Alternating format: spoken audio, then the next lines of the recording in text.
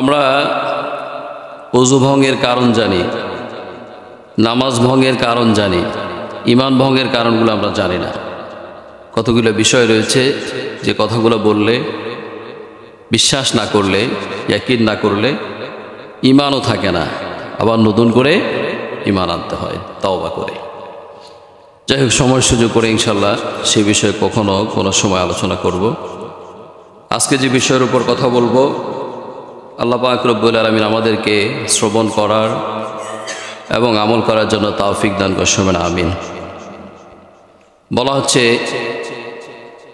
Who has ওয়াল পাওয়ার, সকল ক্ষমতার মালিককে আল্লাহ।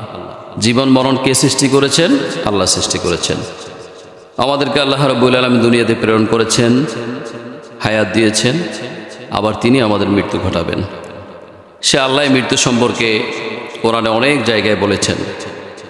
আল্লাহ রাব্বুল আলামিন একচ্ছত্র মালিক গোটা জাহানের, সে কথাও আমরা সকলে জানি। কোরআন হলো মানব জাতির সংবিধান, হয়তোবা আমরা সেটা হৃদয়ে লালন করছি না, মানছি না, কিন্তু কোরআন ছাড়া মুক্তির কোনো পথ আমি দেখছি না। সে আল্লাহ রাব্বুল আলামিন বলছেন, তাবারাকাল্লাযী বিয়াদিহিল মুলক ওয়া হুয়া আলা কুল্লি শাইইন কাদির। তাবারাকাল্লাযী বিয়াদিহিল মুলক, অতি মহান ও শ্রেষ্ঠ তিনি, যার হাতে রয়েছে সমগ্র বিশ্বজাহানের কর্তৃত্ব, যিনি গোটা বিশ্বজাহানের একচ্ছত্র মালিক, যার মালিকানায় অন্য কোনো ব্যক্তি অংশীদার নেই। ওয়া হুয়া আলা কুল্লি শাইইন কাদির, তিনি সকল বিষয়ের উপর ক্ষমতাবান। আমরা যা পারি না সেটা পারেন কে? আল্লাহ। আমরা যা জানি না সেটা জানেন কে? আল্লাহ রাব্বুল আলামিন, সকল ক্ষমতার মালিক। এই কথাও তিনি কোরআনে একাধিকবার বলেছেন, কিন্তু আমরা কি এই কথা মানি? আমরা বলি যে না, সকল ক্ষমতার উৎস মানুষ।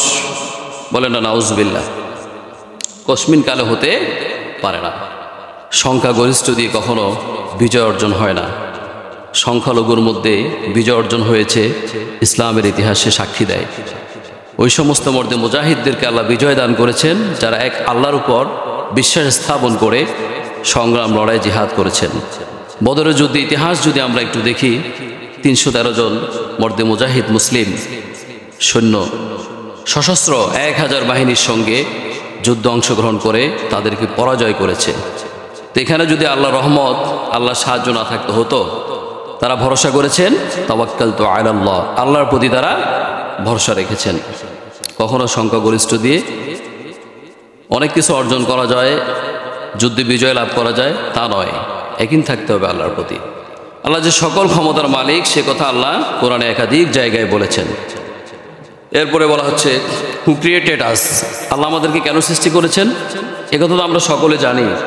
ওয়ামা খলাকতুল জিন্না ওয়াল ইনসা ইল্লা লিয়াবুদুন, আল্লাহ তাআলা জিন জাতি, মানব জাতি সৃষ্টি করেছেন তার গোলামি করার জন্য, তার দাসত্ব করার জন্য, তার ইবাদত বন্দেগী করার জন্য, তার কুদরতি পায়ে সিজদা করার জন্য, মাথা নত করার জন্য। পৃথিবীতে অন্য কোনো মানুষের সামনে মাথা নত করা যাবে না, কোনো মুসলমান ইমানদার করতেও পারে না। সে আল্লাহ রাব্বুল আলামিন বলছেন, তোমাদেরকে আমি সৃষ্টি করেছি আর রহমানু আল্লামাল কুরআন খলাকাল ইনসান। আমাদেরকে আল্লাহ সৃষ্টি করেছেন, এ কথা আল্লাহ নিজেই বলছেন, নাকি অন্য কেউ সৃষ্টি করেছেন? হ্যাঁ, আমাদের সৃষ্টিকর্তা কে? আমাদের রব কয়জন? একজন। এ কথা বিশ্বাস স্থাপন করতে হবে। জীবন মরণের মালিককে? হ্যাঁ, সে আল্লাহ বলছেন, ইন্নাল্লাহা লাহু মুলকুস সামাওয়াতি ওয়াল আরদ, নিশ্চয় আসমান এবং জমিনের একচ্ছত্র মালিক আমি আল্লাহ। ইউহয়ি ওয়া ইউমিত, আমি তোমাদেরকে জীবন দান করেছি এবং তোমাদের মৃত্যু ঘটাবো। সে আল্লাহ বলছেন, ওয়ামা লাকুম মিন দুনিল্লাহি মিন ওয়ালিয়্যিন ওয়ালা নাসীর, তোমাদের কি এমন কোনো সাহায্যকারী আছে যে আমার হাত থেকে তোমাদেরকে বাঁচাতে পারবে, রক্ষা করতে পারবে? এমন কোনো ব্যক্তি আছেন? আল্লাহ যদি আমাদেরকে পাকড়াও করেন, তার হাত থেকে রক্ষা করার মতো আমাদের কোনো সাহায্যকারী নেই, কোনো মানুষ আমাদের সাহায্য করতে পারবে না। সে আল্লাহ বলছেন হুয়াল্লাযী আহইয়াকুম সুম্মা ইউমীতুকুম সুম্মা ইউহয়ীকুম ইন্নাল ইনসানা লাকাফুর। আল্লাহ তো সেই মহান সত্তা যিনি তোমাদেরকে জীবন দান করেছেন, তোমাদের মৃত্যু ঘটাবেন। এই আয়াতের শেষ অংশে আল্লাহ বলছেন ইন্নাল ইনসানা লাকাফুর, মানুষ বড় অকৃতজ্ঞ। এটা কার কথা? আল্লাহর কথা। আল্লাহ কেন বললেন মানুষ বড় অকৃতজ্ঞ? তার দৃষ্টান্ত দিতে গিয়ে আমি আপনাদেরকে বলছি, আলো বাতাস অক্সিজেন কার দান? এই যে আমরা 60 বছর 70 বছর জিন্দিগি জীবনে অক্সিজেন বিনামূল্যে আমরা গ্রহণ করতেছি না? এটার কোনো মূল্য দেওয়া লাগতেছে? দিতে হচ্ছে? এই রহমতে আল্লাহ আমাদেরকে ভরপুর করে দিয়েছেন। এ জাতীয় অনেক কথা আছে, অনেক দৃষ্টান্ত আছে, কিন্তু সেই আল্লাহর নাফরমানি আমরা করছি। আল্লাহ আমাদেরকে বলছেন যে তোমাদেরকে আমি দুনিয়াতে প্রেরণ করেছি আমার গোলামি করার জন্য, কিন্তু আমরা সেই রব্বুল আলামিনের গোলামি না করে অনেক ক্ষেত্রে নাফরমানি করছি কিনা? সেজন্য আল্লাহ বলছেন ইন্নাল ইনসানা লাকাফুর, মানুষ বড়ই কি অকৃতজ্ঞ। চোখ দিলেন আল্লাহ, হাত দিলেন আল্লাহ, জবান দিলেন আল্লাহ, শক্তি দিলেন আল্লাহ, আমাদেরকে দুনিয়াতে প্রেরণ করলেন আল্লাহ, সেই আল্লাহর অকৃতজ্ঞ আমরা বান্দা হয়ে গেলাম। একজন শিল্পী বলেছিল, যখন তোমার কেউ ছিল না তখন ছিলাম আমি, এখন তোমার সব হয়েছে পর হয়েছে আমি। এই কথার অর্থ আছে না নাই? এই যে শিল্পীরা গান গায়, নিশ্চয়ই যে সকল গানে বাদ্যবাজনা অ্যাড করা হয় এবং অশ্লীল কথাবার্তা, যে সমস্ত গানের কথাগুলো অশ্লীল, সেগুলো হারাম, বর্জনীয়। কিন্তু দেখবেন কিছু কিছু গান আছে যে ওটার মধ্যে কিছু শিক্ষণীয় বিষয় আছে। এই গানটা গেয়েছিল যে কোনো একজন শিল্পী, যখন তোমার কেউ ছিল না তখন ছিলাম আমি, এখন তোমার সব হয়েছে পর হয়েছি আমি। আল্লাহ বলছেন ইন্নাল ইনসানা লাকাফুর, মানুষ বড় অকৃতজ্ঞ। এটা যদি যুক্তিতে আমি আপনাদেরকে বোঝাতে চাই তাহলে আমরা একটু ফিরে যাই। আমরা যখন মাতৃগর্ভে ছিলাম তখন আমাদের কে ছিল? ওইখানে যে আল্লাহ আমাদের জীবন দিয়েছেন, বাঁচিয়ে রেখেছেন, অক্সিজেন দিয়েছেন, খাবারের ব্যবস্থা করে দিয়েছেন, আল্লাহ ছাড়া আর কেউ তো করেন নাই। কথা ঠিক কিনা? দুনিয়াতে আসার পরে আমার মা হয়েছে, বাবা হয়েছে, ভাই বোন, আত্মীয় স্বজন, স্ত্রী সন্তানাদি হয়েছে, অর্জন করেছি। কিন্তু যখন মাতৃগর্ভে অন্ধকার কুঠুরে আমরা ছিলাম তখন ওইখানে আমাদেরকে জীবন দান করেছেন, আমাদের জীবন বাঁচিয়ে রেখেছেন কে? আল্লাহ। কিভাবে রেখেছেন? মায়ের মাসিকটাকে বন্ধ করে দিয়ে মায়ের নাভির সঙ্গে সন্তানের নাভির সঙ্গে কানেক্ট করে দিয়েছেন। আল্লাহ রাব্বুল আলামিন চাইলে ওই নাপাক পানি জবান দিয়ে মানুষকে খাওয়াতে পারতেন, তার গোলামদেরকে খাওয়াতে পারতেন, কিন্তু কেন খাওয়ার নাই? আল্লাহ পাক রব্বুল আলামিন এই জবানটাকে পবিত্র রেখেছেন এর জন্য দুনিয়াতে যখন আমার বান্দা বান্দী আগমন করবে এই পবিত্র জবানে তারা আমার জিকির করবে, আমার প্রশংসা করবে, আমার নবীর উপর দুরূদ পড়বে, হাদিস পড়বে, কোরআন তেলাওয়াত করবে। ইয়াসিন ওয়াল কুরআনিল হাকীম ইন্নাকা লামিনাল মুরসালিন على صراط مستقيم تنزيل العزيز الرحيم। আল্লাহ মানুষের জবানটা পবিত্র রাখার জন্য নাপাক পানিটা এমনভাবে বাচ্চাকে খাওয়ালেন, মায়ের নাভির সঙ্গে সংযুক্ত করে দিয়ে এই জবানটা পবিত্র রাখলেন। কিন্তু আমরা যখন দুনিয়াতে আগমন করি এই জবান দিয়ে আমরা অশ্লীল কথা বলি, আল্লাহর নাফরমানি করি, এমন কথা বলি যে শিরক হয়ে যায়, মারাত্মক গুনাহ হয়ে যাওয়া হয় কিনা। গালিগালাজ করি, অশ্লীল কথাবার্তা বলি, অন্যের সমালোচনা করি, গীবত করি, শিকায়েত করি, অথচ এই জিনিসগুলো বড়ই অপরাধ। কথা ঠিক কিনা? এই জবানটাকে আল্লাহ পবিত্র রাখলেন, কিন্তু দুনিয়াতে আসার পরে এই জবানটাকে আমরা নাপাক করে ফেললাম। আল্লাহ আমাদের প্রতি কত দয়াশীল, মায়াশীল। এজন্য বলেছেন যখন তোমার কেউ ছিল না তখন ছিলাম আমি, এখন তোমার সব হয়েছে, পর হয়েছি আমি। যখন মানুষ দুনিয়াতে আসে, আস্তে আস্তে বড় হয়, মা বাপ পায়, স্ত্রী পায়, সন্তানাদি পায়, আস্তে আস্তে করে আল্লাহ কি ভুলে যায়। তার দৃষ্টান্ত আল্লাহ বলেছেন 5 ওয়াক্ত সালাত আদায় করতে হবে, আল্লাহ বলেছেন ভালো কাজগুলো করতে হবে, সৎ কাজের আদেশ দিতে হবে, অসৎ কাজের নিষেধ করতে হবে। কিন্তু আমরা তার উল্টোটাই করি, কথা ঠিক কিনা? উল্টো করি কিনা? আমরা তার উল্টোই করি। তো আমরা যে আল্লাহর আনুগত্য করছি না, সেটা তো স্পষ্টই বোঝা যায়। এরপরে আরো একটা গানে একজন শিল্পী বলেছিল, গরু ঘর বানাইলা কি দিয়া, জানলা দরজা কিছু নাই, কেমনে তোমায় দেখতে পায়। ছোটবেলায় শুনেছিলাম। সাউন্ড বক্সে যখন চালায় রাস্তাঘাটে, এখনো দেখা যায় বিভিন্ন সময় রাতে এই যে সাউন্ড বক্সের আওয়াজে অসুস্থ বয়োবৃদ্ধ মানুষ, শিশুরা ঘুমাতে পারে না। এগুলো আসলে বন্ধ করা দরকার। বন্ধ করার প্রয়োজন আছে না নাই? 2-4 জন মানুষ, শত শত মানুষের আমরা ক্ষতি করছি। এটার জন্য যে আমি গুনাহগার হচ্ছি, সেটা হয়তোবা আমি উপলব্ধি করতে পারছি না। এগুলো কি ভালো কাজ? ভালো কাজ নয়। নিশ্চয়ই এই কাজগুলো অন্যায়, অপরাধ, অশ্লীল কাজের অন্তর্ভুক্ত। ওই যে গরু ঘর বানাইলা কি দিয়া, জানলা দরজা কিছু নাই, কেমনে তোমায় দেখতে পাই। কবর এমন একটি জায়গা, যেই কবরটার কোনো জানলা নাই, দরজা নাই, দেখার মতো কোনো সুযোগ নাই, আসেনি। যখন মানুষকে কবরস্থ করে মাটি চাপা দিয়ে আসে, কবরটা প্যাকেটিং হয়ে যায়, সেখানে জানলা দরজা, আলো বাতাস, সঙ্গী সাথী কিছুই নাই। তাহলে এটার মধ্যে শিক্ষা আছে না নাই? আছে। আর যদি ওই সমস্ত গানগুলো গায়, বলবো বোঝানোর জন্য বলতেছি, ম্যাডাম তোমার বডির ফিগার কত যে সুন্দর, যেকে তাকায় হেক্কে তরে লাগে যাবে। এগুলো অশ্লীল গান কিনা? এই গানের মধ্যে কোনো শিক্ষা আছে? বাদ্যযন্ত্র ইত্যাদি এমন অশ্লীল গানগুলো আমাদের সমাজে সাউন্ড বক্সে, তারপরে আপনার মাইকে চালানো হয়, বাজানো হয়, আমাদের হাতে, ঘরে ইত্যাদি জায়গায় রয়েছে। এগুলো মানুষের অন্তরে কপটতা সৃষ্টি করে, নোংরামির দিকে ধাবিত করে। সুতরাং এগুলো পরিহার করা উচিত। কথা ঠিক কিনা? সম্মানিত উপস্থিতি, সম্মানিত মুসলিম ইকরাম, আমি আপনাদেরকে বোঝানোর জন্য উদাহরণগুলো টানলাম। সে আল্লাহ বলছেন, ইন্নাল ইনসানা লাকাফুর, নিশ্চয়ই মানুষ বড়ই অকৃতজ্ঞ। আমরা একটি নির্ধারিত সময়ের জন্য পৃথিবীতে এসেছি। আল্লাহ আমাদেরকে সৃষ্টি করেছেন তার ইবাদত করার জন্য, তার বন্দেগী করার জন্য। সে আল্লাহ বলছেন, ওয়া'বুদুল্লাহা ওয়া লা তুশরিকু বিহি শাইআ, একমাত্র আমার ইবাদত করতে হবে, আমি ছাড়া আর কারো ইবাদত করা যাবে না। আর আমার সঙ্গে কাউকে অংশীদার স্থাপন করা যাবে না। আল্লাহর সঙ্গে কাউকে অংশীদার স্থাপন করা যাবে না। সকল কিছু করার মালিককে আল্লাহ, এই কথা মনে পানে দৃঢ় বিশ্বাস স্থাপন করতে হবে। যদি আমরা মনে পানে দৃঢ় বিশ্বাস স্থাপন না করতে পারি, তাহলে আমরা পরিপূর্ণ মুমিন হতে পারবো না। কথা ঠিক কিনা? সে আল্লাহ বলছেন যে আমি ছাড়া আর কারো কাছে মাথা নত করা যাবে না।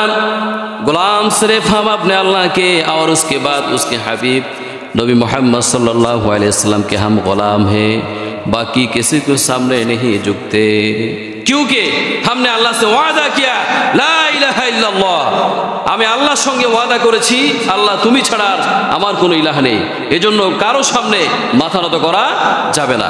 রূহের জগতে আদম আলাইহিস সালাতু ওয়াস সালামের পৃষ্ঠদেশ থেকে সমস্ত রূহগুলোকে একত্রিত করা হলো। আল্লাহ বললেন আলাস্তু বিরাব্বিকুম, সমস্ত রূহগুলো অর্থাৎ আদম সন্তান কিয়ামত পর্যন্ত যত আদম সন্তান দুনিয়াতে আগমন করবে, সমস্ত রূহগুলো রূহের জগতে একত্রিত হয়ে সমস্বরে বলেছিলেন, আল্লাহ যখন জানতে চাইলেন আলাস্তু বিরাব্বিকুম, আমি কি তোমাদের রব নয়, আমি কি তোমাদের খালিক নয়, আমি কি তোমাদের প্রভু নয়, তখন আমরা বলেছিলাম ক্বালু বালা, নিশ্চয়ই আপনি আমাদের রব। এই স্বীকৃতি দিয়েছিলাম লা ইলাহা ইল্লাল্লাহ, আপনি ছাড়া আর আমাদের কোনো ইলাহ নেই। Our lord is one and alone, our lord is one and only, আমাদের রব এক, একক। কথা কি বুঝে আসছে? আমাদের আর কোনো দ্বিতীয় খালিক নেই, কোনো মালিক নেই, কোনো সৃষ্টিকর্তা নাই, কোনো আইনদাতা নাই, কোনো রিজিকদাতা নাই। সে আল্লাহর কাছে আমাদের মাথা নত করতে হবে। পৃথিবীর কোনো মানুষের কাছে মাথা নত করা যাবে না। যদি আমরা মাথা নত করি তাহলে আমরা শিরক করব, গুনাহগার হয়ে যাব। যাই হোক, সম্মানিত উপস্থিতি, সম্মানিত ভাইরা, আমি আমার মূল টপিকের দিকে যাচ্ছি। আজকের আলোচনার যে বিষয় নিশ্চিত মৃত্যু সম্পর্কে, মরণ যে একদিন আমাদের আসবে এতে কোনো সন্দেহ আছে? তবে কখন, কোথায়, কোন জায়গায় আমাদের মৃত্যুটা হবে এটা কি জানা আছে আমাদের? হ্যাঁ, এজন্য সাইয়েদনা ওমর রাদিয়াল্লাহু তাআলা আনহু বলেছেন, মুত ক্বাবলা আন তামুত, তুমি মরার আগে একবার মরে দেখো। আল হাসিবু আলাইকুম আনতা হাসিবু আলাইকুম, তোমার হিসাব কিয়ামতের ময়দানে নেওয়ার আগে তুমি একবার হিসাব কষে দেখো। যদি আমরা হিসাব করি, রাতে যখন আমরা ঘুমাতে যাই, বিছানায় যখন আমরা বালিশে মাথা দেই, তখন রাতের অন্ধকারে যদি একটু চিন্তা করি, আমি আজকে দিনের মধ্যে কয়টি ভালো কাজ করলাম, কয়টি গুনাহের কাজ করলাম, আমার লাইফটা চলে যাচ্ছে, হায়াত কমে যাচ্ছে, কবরের দিকে অগ্রসর হচ্ছি, আমার কি করণীয়, কি বর্জনীয়, এগুলোকে আমরা কখনো চিন্তা করি? আমি যখন মরে যাব, সবাই তো আমাকে ছেড়ে চলে আসবে, কবর দিয়ে দাফন করে এরপর তো আমার খোঁজ খবর তেমন কেউ রাখবে না। এটা কি আমরা কখনো ভাবি, চিন্তা করি? আল্লাহু আকবার। সেই নিশ্চিত মৃত্যু সম্পর্কে আল্লাহ বলছেন, কুল্লু নাফসিন যায়িকাতুল মাউত সুম্মা ইলাইনা তুরজাউন। We have to go back to our lord. সকল প্রাণী মরণশীল, all man is mortal, all animals mortal. যাদের আত্মা রয়েছে, প্রাণ রয়েছে, সকল কিছুই কি মরণশীল। জিন রয়েছে, মানুষ রয়েছে, ফেরেশতা রয়েছে, প্রাণীরা রয়েছে, যাদের এক কথায় প্রাণ আছে, আত্মা আছে, সকলে কি মরণশীল। এই মৃত্যুর হাত থেকে আমরা কি বাঁচতে পারবো? এরপর আল্লাহ বললেন, সুম্মা ইলাইনা তুরজাউন, মৃত্যুর পরে তোমাদের আমার কাছে ফিরে আসতে হবে। তাহলে আল্লাহর কাছে আমাদের ফিরে যেতে হবে। সে আল্লাহর নাফরমানি করে যদি আমরা হাসরের ময়দানে উঠি, আল্লাহর কাছে আমরা কি জবাব দিব? এই মৃত্যু যে নিশ্চিত, এতে কোনো সন্দেহ নেই। সুতরাং মৃত্যুর জন্য আমাদের প্রস্তুতি নেওয়ার দরকার আছে না নাই? নেক আমলের মাধ্যমে যাতে আমাদের ভালো মৃত্যু হয়, যাতে আমাদের ইমানদারদের মতো মৃত্যু হয়, এজন্য আমাদের নেক আমল করতে হবে। কি আমল করতে হবে? নেক আমল করতে হবে। Why did Allah created life and death? আল্লাহ জীবন এবং মরণ কেন সৃষ্টি করলেন এ সম্পর্কে আল্লাহ নিজেই বলছেন, আল্লাযী খালাকাল মাউতা ওয়াল হায়াতা লিয়াবলুয়াকুম আইয়ুকুম আহসানু আমালা। আল্লাহ জীবন মরণ কেন সৃষ্টি করলেন? জীবন মরণ মানে কি? এই যে আল্লাহ আমাদেরকে বাঁচিয়ে রেখেছেন, জীবন দান করেছেন 50 বছর, 60 বছর, কারো একদিন, 1 ঘন্টা, 1 মিনিট, 1 সেকেন্ডের জন্য। আল্লাহ বলছেন যে আমি তোমাদের জীবন মরণ সৃষ্টি করলাম, আবার আমাদের মৃত্যু হবে, হবে কিনা, এজন্য সৃষ্টি করলেন। আল্লাযী খালাকাল মাউতা ওয়াল হায়াতা লিয়াবলুয়াকুম আইয়ুকুম আহসানু আমালা।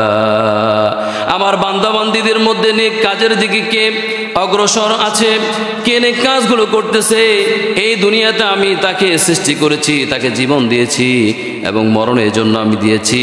আর এই দুনিয়াটা হলো পরীক্ষার কেন্দ্র। দুনিয়াটা কিসের কেন্দ্র? পরীক্ষার কেন্দ্র। হাদিস শরীফের মধ্যে এসেছে, আদ-দুনিয়া সিজরুল, আদ-দুনিয়া মাজরুল আখিরা। দুনিয়াটা হলো আখিরাতের কি বাজার। এখান থেকে সঞ্চয় করতে হবে, এখান থেকে সদয় করতে হবে, তাহলে পরকালে আমরা সেটা ভোগ করতে পারবো। এখন এই পরীক্ষার কেন্দ্রে, পরীক্ষার হলে যদি আমরা পরীক্ষা ভালো করে না দেই, যদি আমরা পাস না করি, তাহলে কিয়ামতের দিন আমরা কি জান্নাতে যেতে পারবো? কোথায় যেতে হবে? জাহান্নামে যেতে হবে। এজন্য আল্লাহ বললেন যে আল্লাযী খালাকাল মাউতা ওয়াল হায়াতা লিয়াবলুয়াকুম আইয়ুকুম আহসানু আমালা। জীবন মরণ আমি এজন্য সৃষ্টি করলাম যে দেখি তোমরা নেক আমল কতটুকু আগ্রহের সহিত তোমরা করতেছো, আমার বিধিবিধানগুলো তোমরা মানছো কিনা, আমার রাসূলের আনুগত্য করছো কিনা, আর শেষ পর্যন্ত আমার কাছে তোমাদের কি ফিরে আসতে হবে। সে আল্লাহ বলছেন, কুল্লু নাফসিন যায়িকাতুল মাউত, সকল মানুষকে একদিন মৃত্যুর স্বাদ গ্রহণ করতে হবে। সাকরাতুল মাউত, মৃত্যুর যন্ত্রণা রয়েছে। ওয়া ইন্নামা তুওয়াফাউনা উজুরাকুম ইয়াউমাল কিয়ামা, আর কিয়ামতের দিন তোমাদের পরিপূর্ণ প্রতিদান দান করা হবে। অর্থাৎ কিয়ামতের দিন সেই পুরস্কার তোমরা অর্জন করবে, তোমাদেরকে প্রদান করা হবে। দুনিয়াতে যদি তুমি নেক আমল করে থাকো এর বিনিময়ে তুমি জান্নাত পাবে, আমলনামা ডান হাতে পাবে। আর যদি গুনাহ করে থাকো, অশ্লীল কাজের মধ্যে লিপ্ত থাকো, ইসলামের বিরোধিতা করো, কোরআন ও হাদিসের বিরোধিতা করো, তাহলে কাল কিয়ামতের ময়দানে তোমার জাহান্নামে যেতে হবে। তোমার আমলনামা পিছন দিক থেকে বাম হাতে প্রদান করা হবে। এটা কার কথা? আল্লাহ বলছেন, ফামান যুহজিয়া আনিন নার ওয়া উদখিলাল জান্নাতা ফাকাদ ফাজ। কিয়ামতের দিন ওই ব্যক্তি সফল হবে যেই ব্যক্তি জাহান্নামের আগুন থেকে বেঁচে যাবে, আর ওই ব্যক্তি বিফল হবে যেই ব্যক্তি জাহান্নামের আগুনে পড়বে। আল্লাহ পাক রব্বুল আলামিন স্পষ্ট এই কথা জানিয়ে দিলেন। তাহলে আল্লাহর এই কথাগুলো আমাদের জানার মানার প্রয়োজন আছে না নাই? আমরা যদি দুনিয়াতে নেক আমল করতে পারি তাহলে পরকালে আমরা জান্নাত পাবো, নাজাত পাবো। জান্নাত হলো চির সুখের জায়গা। দুনিয়াতে আপনি যতই সুখ খুঁজেন না কেন, দুনিয়াতে সুখও আছে, দুঃখও আছে, আছে কি না? দুনিয়াতে কষ্ট আছে, শান্তিও আছে। দুনিয়াতে একটা কিছু অর্জন করতে যাবেন অনেক কষ্ট করতে হবে, অনেক ত্যাগ করতে হবে। হ্যাঁ, আপনি অনেক বড় লিডার হন, আপনি সমাজ প্রতিনিধি হন, আপনি চেয়ারম্যান হন, মেম্বার হন, আপনি একটা প্রতিষ্ঠানের বড় একজন দায়িত্বশীল হন, আল্লাহ এগুলো নিষেধ করেন নাই, নিষেধ করেছেন। তবে আপনার মধ্যে সৎ থাকতে হবে, সৎ থাকতে হবে। তার কারণ আল্লাহ যে আপনাকে দায়িত্বশীল হওয়ার জন্য সুযোগ করে দিলেন, এই দায়িত্ব সম্পর্কে কাল কিয়ামতের ময়দানে আল্লাহ আমাকে আপনাকে প্রশ্ন করবেন, জবাব চাইবেন। তখন যদি আমরা ভালো কিছু করে থাকি তখন আমরা কি জবাব দিতে পারবো এবং কি নাজাত পাবো। আর যদি আমরা ক্ষমতা পেলাম, পাওয়ার পেলাম, এই পাওয়ারের যে একটা অপপ্রয়োগ আছে, অপব্যবহার আছে, এগুলো আমরা করলাম, তাহলে কাল কিয়ামতের ময়দানে আল্লাহর কাছে জবাব দিতে হবে। দুনিয়াতে আমরা অপদস্থ হব, দুনিয়াতে আমরা অপদস্থ হব কিনা? আল্লাহু আকবার। বিশ্বনবী রাষ্ট্রনায়ক ছিলেন কিনা? আপনি রাষ্ট্রনায়ক হন, অসুবিধা নাই, এমপি হন, অসুবিধা নাই, মন্ত্রী হন, অসুবিধা নাই। আপনি যদি ভালো কাজ করেন জনগণের কাছে বাহবা পাবেন, জনগণ আপনাকে আলিঙ্গন করবে, করবে কিনা? আর যদি গুনাহের কাজ করেন, খারাপ কাজ করেন, দুনিয়াতে আপনি লাঞ্ছিত হবেন, পরকালে তো আপনার জন্য পাকড়াও রয়েছে, ধরা রয়েছে। এজন্য আপনি যা তা করেন অসুবিধা নাই, তবে মাথায় রাখতে হবে আনা মুসলিমুন, আমি একজন মুসলমান, আমার একজন রব রয়েছে, পরকালে আমার জবাবদিহিতার বিষয় রয়েছে, আছে কিনা? অবশ্যই রয়েছে। সে আল্লাহকে ভয় করতে হবে। সে আল্লাহকে ভয় করে যদি আমরা জীবন পরিচালনা করে যাই, কিছু করি না কেন, কোনো অসুবিধা নেই। কিন্তু আল্লাহর নাফরমানি করলে কাল কিয়ামতের ময়দানে আমাদের জাহান্নামে যেতে হবে। Death sure can not escape from it. বলা হচ্ছে মৃত্যুটা নিশ্চিত, তবে মৃত্যু যে কখন, কোথায়, কিভাবে হবে এটা নিশ্চিত না। এটা কি নিশ্চিত? হ্যাঁ, এটা নিশ্চিত নয়। Death sure can not escape from it. মৃত্যু নিশ্চিত, মৃত্যুটা কখন, কোথায়, কিভাবে হবে এই বিষয়টা নিশ্চিত নয়। এ কথা কোরআনে আছে না নাই? হ্যাঁ, আল্লাহ বলছেন, قل إن الموت الذي تفرون منه فإنه মুলাকীকুম। হে নবী, বল ইন্নাল মাউতাল্লাযী তাফিরুনা মিনহু, তাদেরকে একটু জানিয়ে দেন, তারা তো মৃত্যু থেকে পালিয়ে বেড়ায়, মরতে চায় না, মৃত্যুবরণ করতে চায় না, মৃত্যু থেকে তারা পালিয়ে বেড়াচ্ছে। কিন্তু যেই মৃত্যু থেকে পালিয়ে বেড়াচ্ছে, এই মৃত্যু, এখানে আল্লাহ বলছেন ফাইন্নাহু মুলাকীকুম, সেই মৃত্যু তাদেরকে পাকড়াও করবে। করবে কিনা? যে মৃত্যু থেকে আমরা পালিয়ে বেড়াচ্ছি, মরতে চাই না, নেক আমল করতে চাই না, সেই মৃত্যু আমাদেরকে পাকড়াও করবে। বাঁচার কোনো উপায় নাই, আসেনি? হ্যাঁ, বাঁচার কোনো উপায় নেই। এরপর আল্লাহ বলছেন, আইনামা তাকুনু ইউদরিকুমুল মাউতু ওয়ালাউ কুনতুম ফি বুরুজিম মুশাইয়্যিদা। আল্লাহ স্পষ্ট জানিয়ে দিলেন, মরণ থেকে তুমি যদি বাঁচার জন্য এমন কোনো প্রকোষ্ঠে, এমন কোনো ঘরের মধ্যে, যেই ঘরের মধ্যে গ্লাস ফিটিং করা, চতুর্দিক দিয়ে বাইরে থেকে একটা পিপিলিকা ভিতরে প্রবেশ করতে পারবে না এবং ভিতর থেকে একটা পিপিলিকা বাইরে বের হতে পারবে না, এমন কোনো জায়গায় যদি তুমি গিয়ে অবস্থান করো, মৃত্যুর হাত থেকে বাঁচতে পারবে না। এ সম্পর্কে একটা দৃষ্টান্তমূলক কথা আমি বলি। এক ভদ্রলোক, সে রুহু নিয়ে গবেষণা করত, মানে রুহুটা কেমন, তার ওজন কতটুকু, এই সম্পর্কে গবেষণা করত। চিন্তা করতে করতে রুহুটা কিভাবে দেখবে সেটা একটা পরিকল্পনা করলো। পরিকল্পনা অনুযায়ী তার পিতা বয়োবৃদ্ধ অসুস্থ হয়ে গেল। তখন সে ভাবতে লাগলো, আমার পিতা যেহেতু অসুস্থ, কিছুদিনের মধ্যে হয়তো মারাও যেতে পারে, তাহলে তাকে এমন একটা রুমের মধ্যে রাখবো যে রুমের মধ্যে তার ইন্তেকাল হবে, আটকারও থাকবে, গ্লাস ফিটিং থাকবে, সেখান থেকে রুহুটা বের হতে পারবে না। তখন আমি রুহুর আকার আকৃতি এবং ওজন সম্পর্কে আমি জানতে পারবো। আসলে কি জানা যাবে? হ্যাঁ, কি জ্ঞানী না মূর্খ? হ্যাঁ, বলদ কি না? কথা বলেন। হ্যাঁ, আমরা আঞ্চলিক ভাষায় কি বলি? একটু বলদ টাইপের কথা, কি বুঝে আসছে? সেই গবেষণা করতে লাগলো রুহুর মালিককে। হ্যাঁ, আল্লাহ বলছেন, ও নবী, আপনাকে লোকেরা প্রশ্ন করে, ওয়ায়াসআলুনাকা আনির রূহি কুলির রূহু মিন আমরি রাব্বি ওয়া মা উতীতুম মিনাল ইলমি ইল্লা কলিলা। লোকেরা জানতে চায় রূহ এটা কি জিনিস, আপনি বলে দিন রূহ আল্লাহ নিয়ন্ত্রণ দিন, এটা অদৃশ্য, এটা দেখা যায় না, এই সম্পর্কে তোমাদেরকে সামান্য জ্ঞান দেওয়া হয়েছে। সমস্ত জ্ঞানের অধিকারী একমাত্র আল্লাহকে, সমস্ত জ্ঞানের অধিকারী একমাত্র আল্লাহ, এ সম্পর্কে আল্লাহ জানেন। লোকেরা এভাবে জানতে চাইতো নবীর কাছে, আল্লাহ পাক রব্বুল আলামিন সমাধান দিয়ে দিয়েছেন। আরও কাফের মুশরিকরা, ইসলামের দুশমনেরা নবীকে ঘায়েল করার জন্য কত রকম প্রশ্ন করত। কিয়ামত কখন সংগঠিত হবে? কই আপনার আযাব তো আসতেছে না।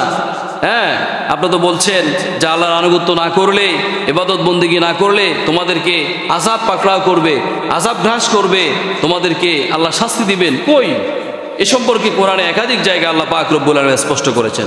তা আমাদের মরণ যে হবে এটা তো নিশ্চিত, এতে কোনো সন্দেহ আছে? ইবাদত করতে হবে কার জন্য? নামাজ পড়তে হবে কার জন্য? রোজা রাখতে হবে কার জন্য? এক কথায় সব কিছু করতে হবে আল্লাহর জন্য। মারামারি করতে হবে কার জন্য? মারামারিকে আল্লাহর জন্য করতে হবে? হুঁশ নাই, কি নাই? হুঁশ নাই। মারামারি করার জন্য আল্লাহ বলেছেন না। তবে কোনো কোনো বিশেষ ক্ষেত্র অনুযায়ী আপনার মারামারি করাও কি বিধান রয়েছে।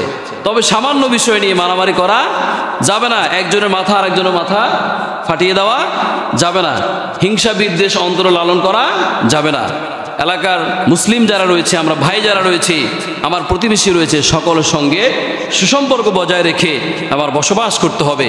কিন্তু দেখা যায় আমরা মারামারি, ফিটাফিটি, রাহাজানি, খুনাখুনি করি কি না? এগুলো করা যাবে না। এগুলো অন্যায় কাজ। আজকে আপনি করবেন, কালকে আমি করব, পরশু আরেকজন করবে। এভাবে করতে করতে সমাজটা তো ধ্বংস হয়ে যাবে, নষ্ট হয়ে যাবে। ভালো কিছু করা সম্ভব হবে? আপনি মনে করেন পবিত্রতা অর্জন করার জন্য কি লাগে? পবিত্র পানি লাগে। এখন আপনি অপবিত্র থেকে পবিত্রতা অর্জন করার জন্য কি অপবিত্র পানি ব্যবহার করলে আপনি পবিত্রতা অর্জন করতে পারবেন? আপনার সঙ্গে যদি কেউ খারাপ আচরণ করেও থাকে, তার সঙ্গে ভালো আচরণের মাধ্যমে তার সঙ্গে একটা সুসম্পর্ক গড়ার চেষ্টা করতে হবে। ওই ব্যক্তি মনে করবে না, এই ব্যক্তিকে তো আমি প্রতিদিন গালি দিচ্ছি, কিন্তু সে তো আমার বিরোধিতা করতেছে না, সে আমাকে পাল্টা রিপিট করে আমাকে গালি দিচ্ছে না, তাহলে নিশ্চয়ই আমি অন্যায় করতেছি, আমি ভুল করতেছি। যখন এতটুকু বুঝ তার মধ্যে এসে যাবে, তখন দেখবেন সে আপনাকে আর গালি দিবে না, আপনার সমালোচনা করবে না, আপনার বিরোধিতা করবে না। এখন আমরা কি করি? একটা দিলে আমরা দুইটা লাগাই দেই। মানে ধৈর্য নাই আমাদের মধ্যে, কি নাই? ধৈর্য নাই। যাই হোক, সম্মানিত উপস্থিতি, আমি যে কথা বলতেছিলাম, মৃত্যু আমাদের নিশ্চিত, এতে কোনো সন্দেহ নাই। মরণের পরে আমাদের কোথায় থাকতে হবে বলেন? মৃত্যুর পর কোথায় থাকতে হবে? কবর জগতে। কোথায়? একদিন মাটির ভিতরে হবে ঘরে মন আমার, কেন বাঁধো দালান ঘর? একদিন মাটির ভিতরে হবে ঘরে মন আমার, কেন বাঁধো দালান ঘর? প্রাণ পাখি উড়ে যাবে পিঞ্জর ছেড়ে,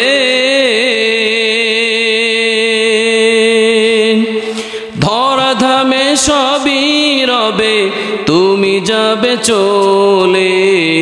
বন্ধু বান্ধব যত, মাতা পিতা দ্বারা সুত, সকলে হবে তোমার পরে মন আমার, কেন বাঁধো দালান ঘর রে মন আমার, কেন বাঁধো দালান ঘর?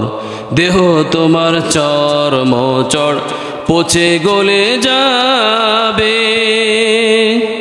শিরায় পশিরাগুলো পড়ে রবে, মন্ডু মেরুদণ্ড সবই হবে খণ্ড খণ্ড, মন্ডু মেরুদণ্ড সবই হবে খণ্ড খণ্ড, পড়ে রবে মাটির পরে। মন আমার কেন বাঁধো দালান ঘর, একদিন মাটির ভিতরে হবে ঘর রে। মন আমার কেন বাঁধো দালান ঘর। কথা ঠিক কিনা?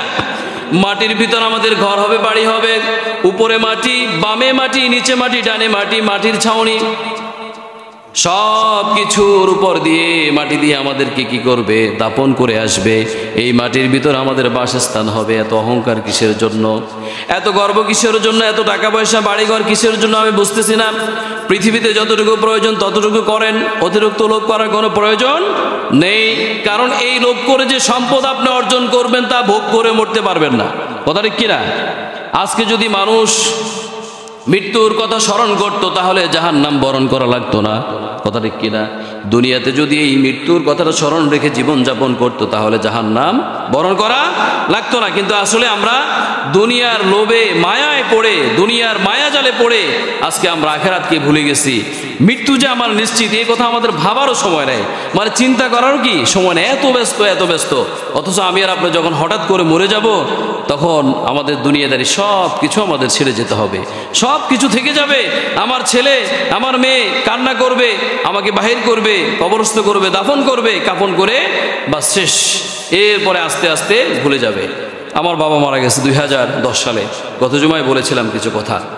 আজকে 25 সাল, অনেক বছর হয়ে গেল। তো বাবাকে যখন তিনি প্রথম পর্যায়ে মারা গেলেন তখন বেশি বেশি স্মরণ করতাম, মনে পড়তো। এখন আস্তে আস্তে দেখতেছি কি অনেকটা ওইভাবে আর আগের মতো মনে পড়ে না। তা আমার বেলায়, আপনার বেলায়, সবার বেলায় এরকম একটা অবস্থা, এরকম একটা সময় কি আসবে। সুতরাং আমরা একটু মৃত্যুর জন্য প্রস্তুতি গ্রহণ করি। এরপরে 5টি বিষয় সম্পর্কে আমি কথা বলবো, 5টি পয়েন্টে। এই 5টি বিষয় আল্লাহ ছাড়া আর কেউ জানে না, পৃথিবীর আর কোনো মানুষ জানে না। আল্লাহ বলছেন, ইন্নাল্লাহা ইনদাহু ইলমুস সাআ, হে নবী নিশ্চয় আল্লাহ ছাড়া কিয়ামত সম্পর্কে আর কারো কাছে জ্ঞান নেই। আল্লাহ ছাড়া কিয়ামত সম্পর্কে আর কারো কাছে কি জ্ঞান নাই। নবীকে কাফেররা ঠাট্টা করে প্রশ্ন করত, কই তোমার কিয়ামত কখন সংগঠিত হবে? তুমি না বলেছ এক আল্লাহর প্রতি বিশ্বাস স্থাপন না করলে আযাব পাকড়াও করবে। বিভিন্ন ঠাট্টা বিদ্রুপ করত। আল্লাহ তার জবাবে জানিয়ে দিলেন, ইয়াসআলুকান নাসু আনিস সাআ, হে নবী লোকেরা আপনাকে কিয়ামত সম্পর্কে প্রশ্ন করে। কুল ইন্নামা ইলমুহা ইনদাল্লাহ, আপনার লোকদেরকে জানিয়ে দিন এই সম্পর্কে আল্লাহর কাছে জ্ঞান রয়েছে। قل إنما علم عند الله وما يدريك لعل الساعة تكون قريبا, তবে কিয়ামত কিন্তু অতি সন্নিকটে, কিয়ামত কিন্তু অতি নিকটে, কাছাকাছি সন্নিকটে। তোমরা কিয়ামত সম্পর্কে আমাকে জিজ্ঞেস করতেছো। এরপরে আয়াতে আল্লাহ পাক রব্বুল আলামিন জানিয়ে দিলেন, ইন্নাল্লাহা লা'আনাল কাফিরিনা ওয়া আ'আদ্দা লাহুম সাঈরা, কাফেরদের জন্য আল্লাহ লানত, তারা চিরদিনের জন্য জাহান্নামে অবস্থান করবে। এই কাফেররা ঠাট্টা করে রাসূল সাল্লাল্লাহু আলাইহি সাল্লামকে কিয়ামত সম্পর্কে প্রশ্ন করত। কথা কি বুঝে আসছে?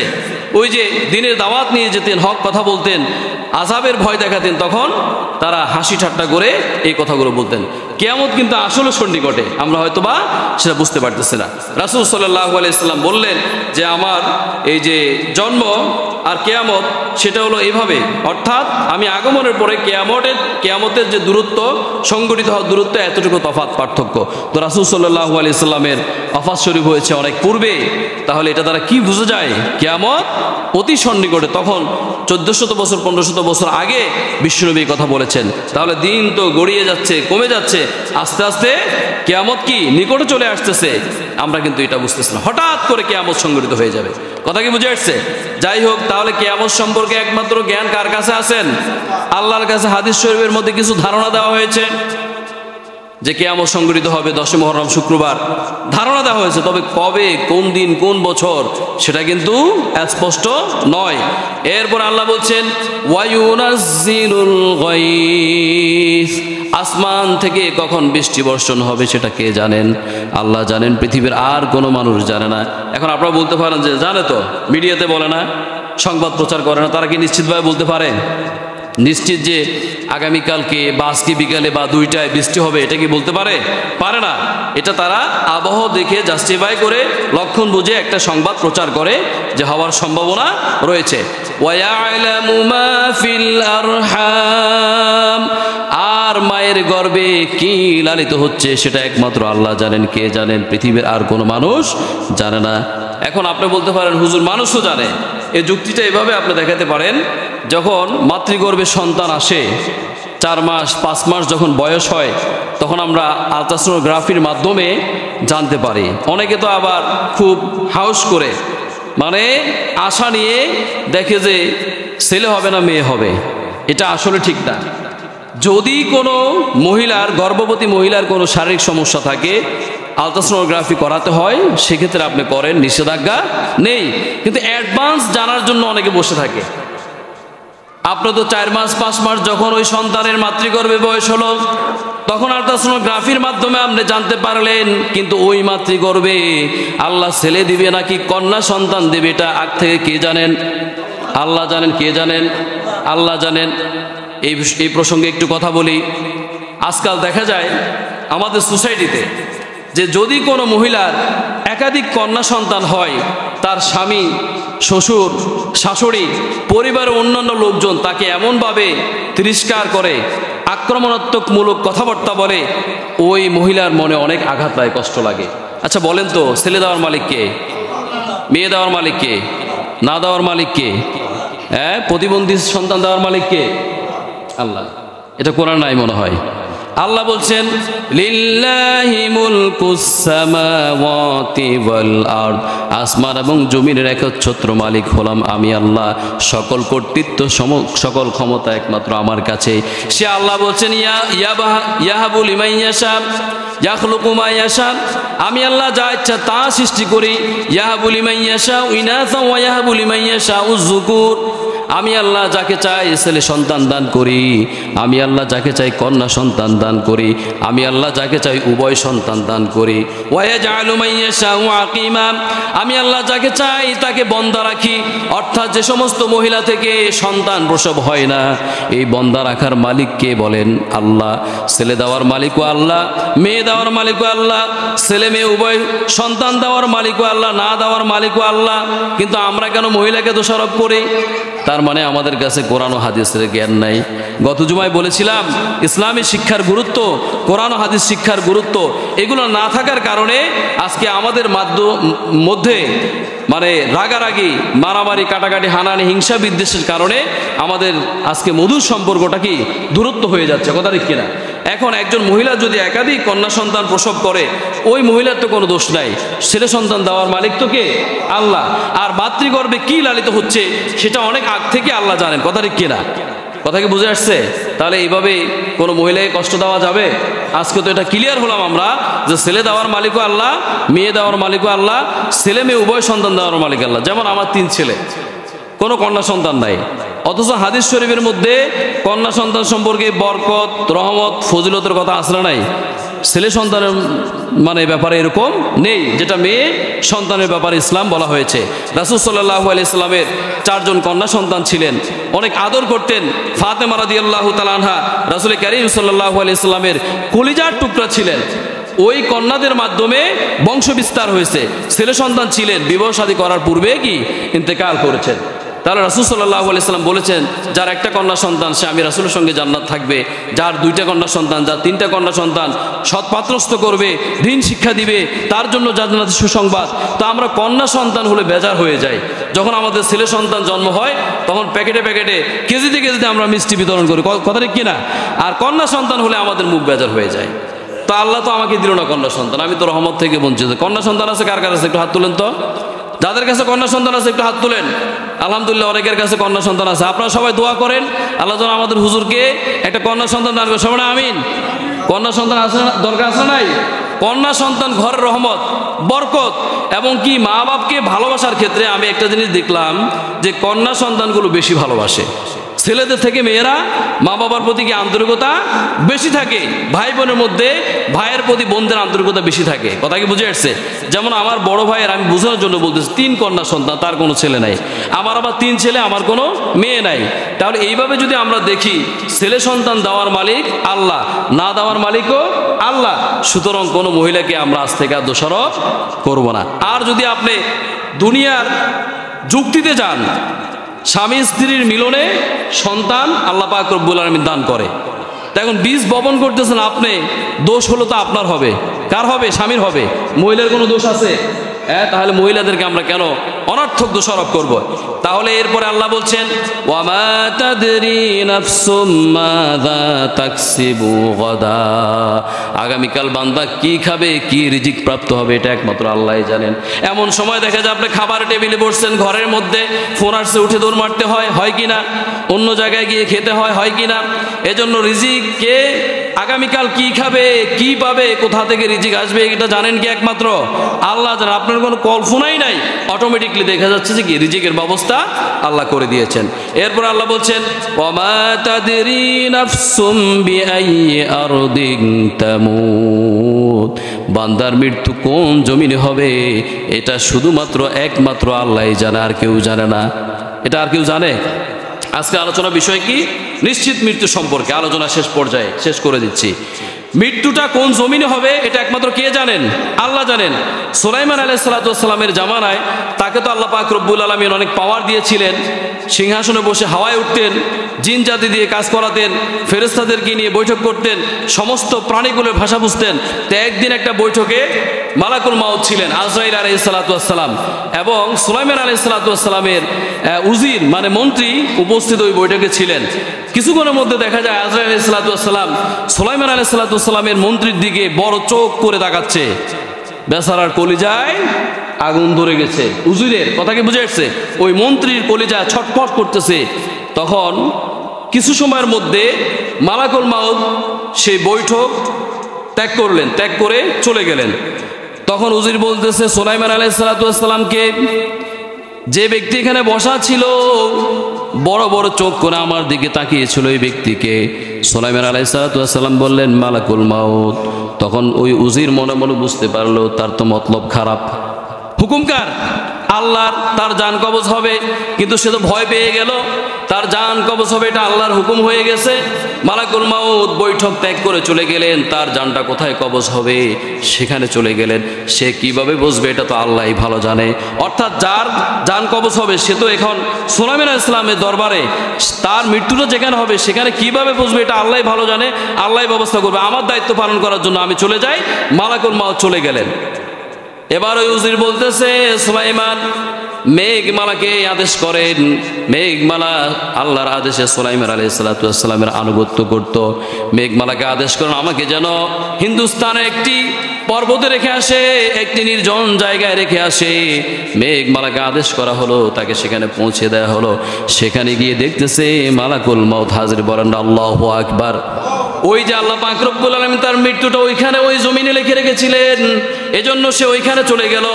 আর আজরাইল আলাইহিস সালাতু ওয়াস সালাম আগ থেকে সেখানে পৌঁছে গেলেন। এজন্য আমার আপনার মৃত্যু যেখানে যেইভাবে যে অবস্থায় হবে নির্ধারিত, সেখানে সেই অবস্থায় সেই জায়গায় হবে।